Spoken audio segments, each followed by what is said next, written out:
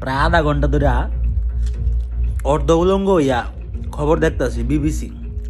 BBC Al Jazeera এগুলো আমি follow করি। আল জাজিরা দেখলে মনে হয় কি মধ্যপ্রাচ্যে যুদ্ধ সবসময় চলতেছে, আর বিবিসি দেখলে মনে হয় শুধুমাত্র এই ওয়ার্ল্ডের মধ্যে ইউক্রেন আর রাশিয়ায় যুদ্ধ চলতেছে, আর কোথাও না। লাস্ট আধা ঘন্টা যাবৎ আমি প্রায় পাঁচজন রিপোর্টারের রিপোর্ট শুনলাম। প্রত্যেকেই রিপোর্ট করতেছে বিবিসিতে যে ইরান ইসরায়েলকে হামলা করছে। শুধু এই নিউজ, এছাড়া আর কিছু না। ইউএস বলতে ইরান মাস্ট বি পানিশড, ঠিক আছে, মানে হইতেছে ইরান রে শাস্তা করবো।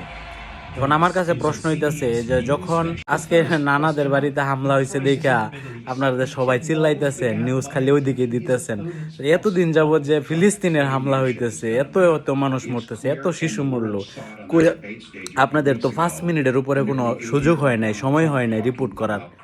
এত উতলা হয়ে গেছেন একদিনের হামলাতেই। আপনাদের ভাগ্যটা ভালো যে মুসলমানদের মধ্যে ইউনিটি নাই। যদি ইউনিটি থাকতো তাহলে উপায় ছিল না। ভাগ্য আপনাদের খুব ভালো যে মুসলমানরা একজন আরেকজনের পিছনে খালি লেগে থাকে।